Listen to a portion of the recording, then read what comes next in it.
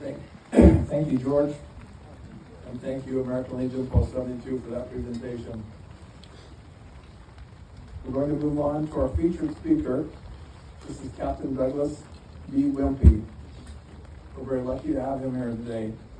Captain Whimpey joined the Navy in 1996. He has served in both Iraq and Afghanistan. He's a qualified CB combat warfare specialist and a Fleet Marine Force officer.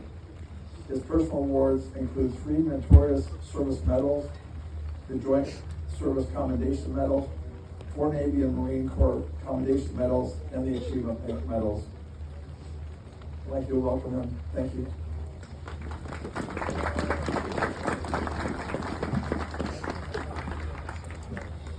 Ladies and gentlemen, Mayor Young, distinguished guests, veterans, fellow citizens coming to pay tribute on this Memorial Day.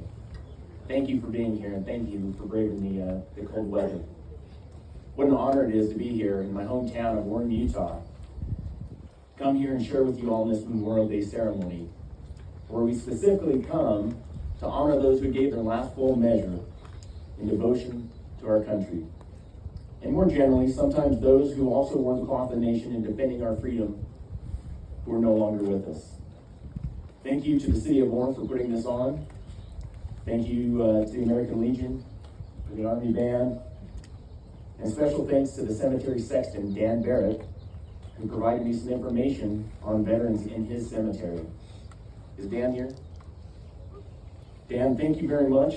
You obviously take great pride in your cemetery. And I thank you for your 30 years of service in taking care of our veterans and those that rest here. Wishing you the best in retirement. To our Gold Star families, the families of Americans' fallen heroes in attendance here and across the grateful nation, it's truly an honor to be standing among you on this solemn day of remembrance. We remember your son, your brother, your sister, your spouse, your father, mother, or grandparent. We remember their sacrifice, their fear, their valor, their brotherhood, their smiles, their inspiration, and most importantly, their considerable and lasting contribution to the democratic ideals and principles embodied in our Constitution. We the people, in order to form a more perfect union, establish justice, ensure domestic tranquility, provide for the common defense, promote the general welfare, and secure the blessings of liberty to ourselves and our posterity.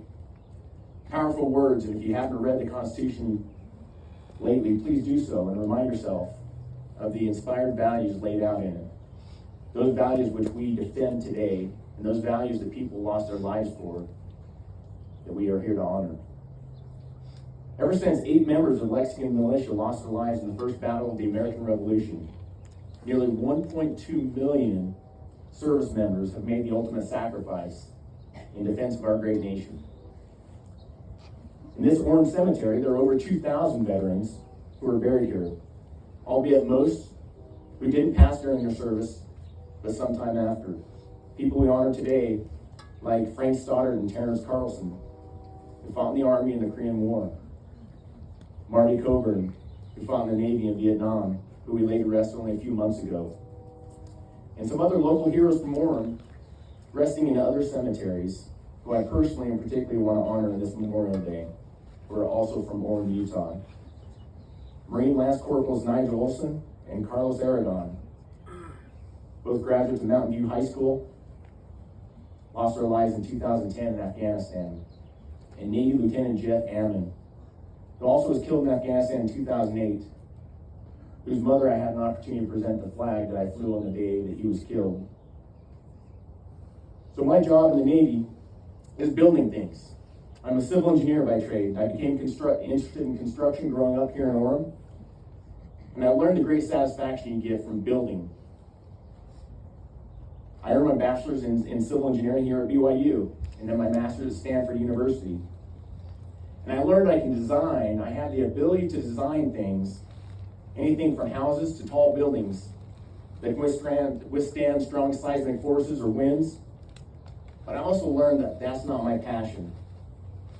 My passion is building. I prefer building to make this world a better place. So after college, I joined the Navy. I joined the Navy CVs, which is, CV is an acronym for Construction Battalions. And that's where I learned that I also have a passion for building teams of people who build things. I had an opportunity in Iraq to be part of teams that built bridges across the Euphrates River, and in Afghanistan across the Helmand River, joining villages that have been separated for centuries by a river, and then being part of joining them through building. And doing that in a combat zone near Fallujah and Ramadi and Marja, where the roadside bombs, snipers, and mortar and rocket attacks were a constant threat, always complicated the task at hand. But what we did there was significant through building. The most rewarding part I had was when I saw our troops succeed, and then coming back home safely to their families after an honorable tour where they knew they made a difference through building.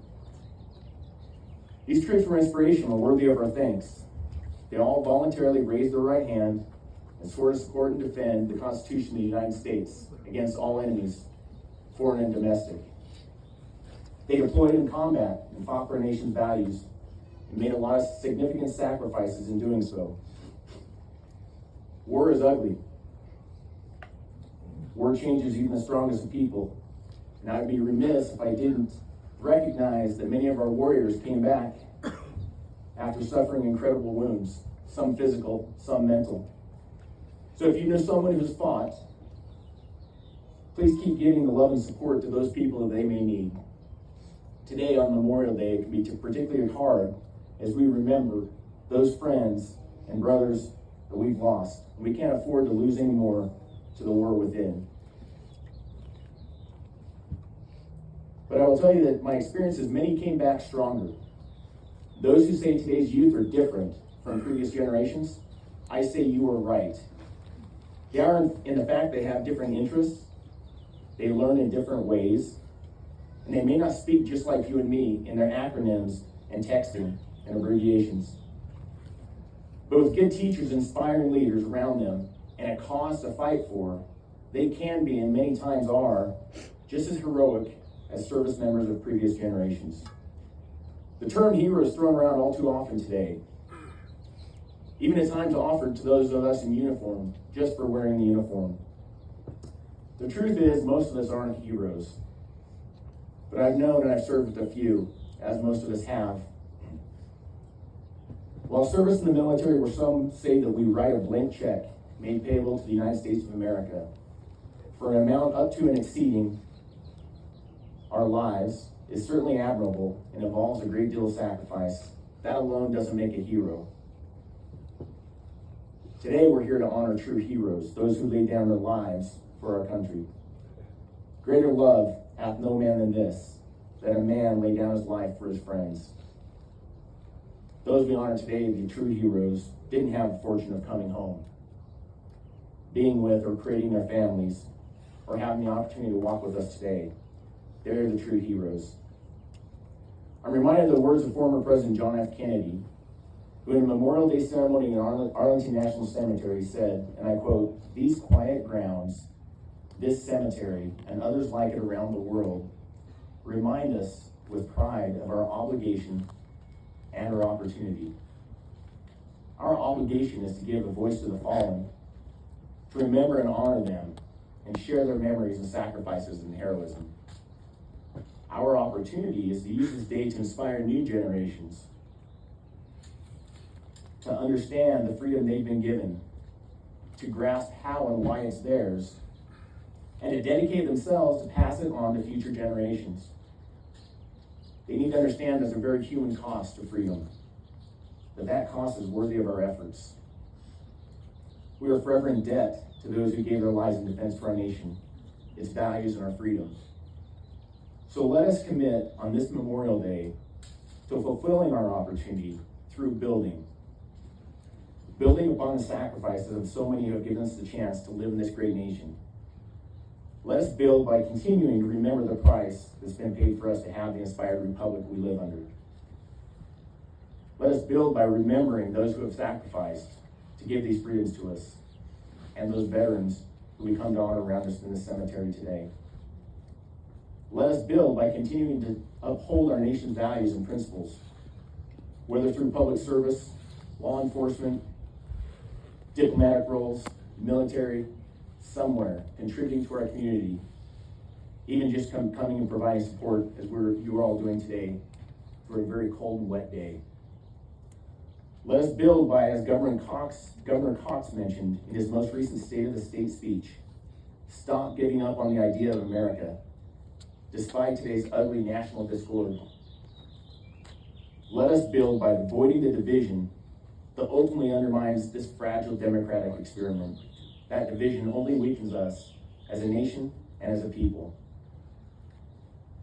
Let us build by recognizing how our individual actions and thoughts, whether they be positive or negative, can either contribute to that division or contribute by building bridges to make us stronger as a nation. Let us build by honoring those who have so valiantly gone forth and lost their lives so we have the opportunity to live in this great nation. Let us build a better nation for fallen heroes, for ourselves, and for our posterity. May God bless the families of our country's heroes. May God bless the United States of America. Thank you.